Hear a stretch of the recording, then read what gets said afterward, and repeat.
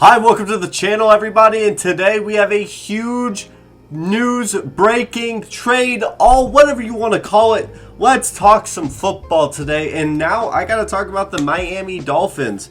But first, we gotta talk about the big move, the big elephant in the room, the cheetah, if you would say.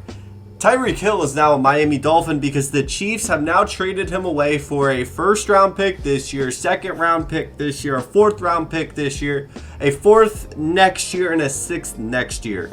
And a lot of people are confused on why the Kansas City Chiefs are doing this. And so I'm going to speak about why would the Chiefs do this? What are the benefits from their side? Because I don't really think they lost a trade. I mean, if you want to say that they lost a trade because they lost the best player in the deal, that is completely understandable. It's hard to analyze it when they're specifically draft picks. And I want to just make this quick note about the draft.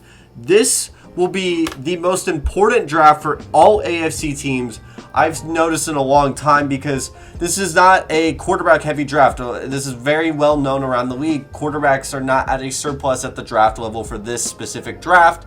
And there's a lot of skill positions. There's a lot of depth guys. The wide receiver class is remarkable. You have guys like Jahan Dotson, who is projected as a third-round pick. In some drafts, he could be up as high as a early second, late first. I mean, this is a deep class when it comes to wide receivers. And I think that plays into the reason on why the Chiefs made this move. You were going to have to give up on one of these four guys. Patrick Mahomes, you're not going to do that. Travis Kelce, he's aging. You're not going to do that. And you already paid him. Chris Jones, you've already paid. And it looked like Tyreek Hill was the odd man out. In a perfect world, you want to keep all of these guys. Logically, you want to keep the best players. There's guys on TikTok saying, why would you purposely get worse? At the end of the day, you were not going to pay the guy. And I will say the one weird thing about this whole deal is Tyreek Hill was not due for an extension till next year. There wasn't rumors that he wasn't going to get the extension. There was not even rumors that he wanted it right now. And I'll be interested to see in the next coming weeks if we get any news that says that he was going to hold out or anything like that. And I'm not a big fan of Tyreek Hill as a guy. I can only judge his character off the actions I've seen him do, and he's not a good guy in my opinion. If he got his Super Bowl ring and he wants to go get his money, then so be it. He is going into a very dynamic offense with Mike McDaniels, but I'll get into that in a second.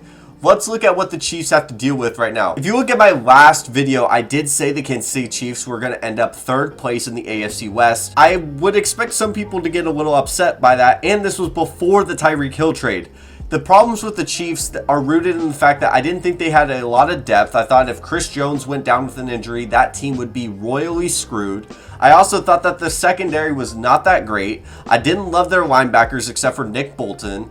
And their wide receiver core, even with Tyreek Hill, wasn't super solid because Juju Smith-Schuster would be their wide receiver 2, which is a solid wide receiver 2, I have to admit. But he has been dealing with injuries as of recent, and I wasn't a huge fan of the fit between the two because they kind of don't have a jump ball receiver right now. Not only do they have that problem, they now don't have the fastest guy in the NFL, the biggest game breaker, the biggest headache in my eyes over any defensive coordinator in the league. And that's a big deal to give up. But when you have these draft capital and assets, and if the Chiefs want to continue to reign their parade, right, with Patrick Mahomes, you're not going to go into a rebuild, right? I mean, they just came out of an AFC championship and went head-to-head with the Buffalo Bills, who were my Super Bowl pick, right? They went head-to-head and pulled out a win because of Tyreek Hill making big-time plays. So you're going to need that speed somewhere, or Travis Kelce is going to be the main focus, and now you're going to have to win with a terrible running back room or a wide receiver that makes more TikToks than actual plays. Now, I do think Juju gets a little bit too much hate, but I'm just trying to make jokes out of him. Juju, if you ever want to make a video, hit me up. DMs are open. I do want to say, like, the Chiefs are making a smart move. They did have to make a move. I didn't think they had to make it right now, which makes me think that the Tyreek Hill and his agent did pressure the Chiefs into doing something. And I just don't know if it had to happen this year. If you take another year for Tyreek Hill, that's a great thing. You spend a later draft pick on another wide receiver. But I do think the two problems that are going to be solved in this draft, and specifically watching what the Chiefs do, is going to be super important. They have to fill the wide receiver role. They have to get a speed guy. Jamison Williams would fit perfectly in that role. And they're going to have to build a lot of depth in case of injuries, because it happens every year to every team. Whoever's the most healthy ends up winning. And I would say, to go as far as, they're on the borderline bubble for a wild card spot right now, and that's my biggest take for the Chiefs. I wasn't super high on them to begin with because there's got to be a surprise team in the AFC to not make the playoffs, and it looks like it could be the Chiefs. Now, let's talk about the Dolphins side. Y'all are big winners of this offseason even before the Tyreek Hill trade. Y'all got Teron Armstead, who needs to be at an elite level past these injuries. He has to come back and play at the level that he was, and he can definitely run a Trent Williams type of role. I do think that he is potentially one of the best left tackles in all of football, and I do think Mike McDaniels is going to try to run an offense like the San Francisco 49ers. When a new head coach comes in, a guy that really wants to run the offense the way that he does, he's going to get the personnel that fits that. You get Teddy Bridgewater, that is basically the best of the best between him and Jimmy Garoppolo. Now, I do think Jimmy Garoppolo is an easily better quarterback. I'm not going to try to make that comparison, but play style wise, they're both limited, and I think Teddy B, if Tua goes down, a lot of people want to say, well, Tua's going to have the best year of his career. They're fixing the O-line. They could also pick up J.C. Treader. They're finally using the salary cap, and let's not act like all of a sudden that this organization is a good organization. They made some good moves that were supported by the fans. In theory, it should work. All of the things that they have done should work. I do have some hesitations with the Dolphins.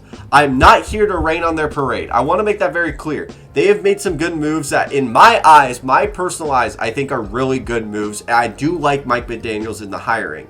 I do want to be wary, though, because sometimes a bad organization at its core is a bad organization. I don't like the owner, and I don't like what the GM has been doing other than the personnel moves. And sometimes that bleeds into the player personnel. I want to make that very clear. Signing Teron Armstead's a great move. There's still Stephon Gilmore. You still were able to keep Xavier Howard after what seemed like he was going to be guaranteed to be gone. You give Tua a ton of help. I do believe in Tua a tiny bit, but like most people, I have my reservations. He's on a very short leash right now. I do apologize. My camera did die, so if you see a little shift in the angle. But like I was going to say with Tua Tagovailoa, I do think there's some hope for him. Now, he has dealt with injuries in every level of his career except for high school, honestly. And he hasn't been allowed to develop and get used to a NFL offense, whether that's on him or whether that's just on the injuries and always being rehabbed. I mean, even in the draft process, he was being rehabbed for a hip surgery. And that injury process is not going to just go away. And I do think that he has some talent to be a really good RPO guy. And he can still develop, unlike Jimmy Garoppolo, who is kind of, we know what we have with him. I still don't fully know what we have in Tua, and I still think he can definitely develop, and I think Mike McDaniels is going to put him in the most perfect position possible. And let's talk about the big duo now. Jalen Waddle and Tyreek Hill, two of the most fast players in the NFL, and I think it should be said, Tyreek Hill should definitely be in the wide back role. A lot of people say that his frame is way too small for that. And I need to let people know that Tyreek Hill is that Lamar Jackson little speed. And I understand Lamar has dealt with injuries, so has Tyreek. Injuries will happen. But they have that kind of speed that is just so game-breaking that they don't get hit because they are able to evade it or get down. And I think that's the one thing that Mike McDaniels might need to coach into Tyreek Hill, because Tyreek, from what I watched on the Chiefs, Andy Reid let him do whatever. If he wanted to run 15 yards back, he knew that he was getting 30 yards forward.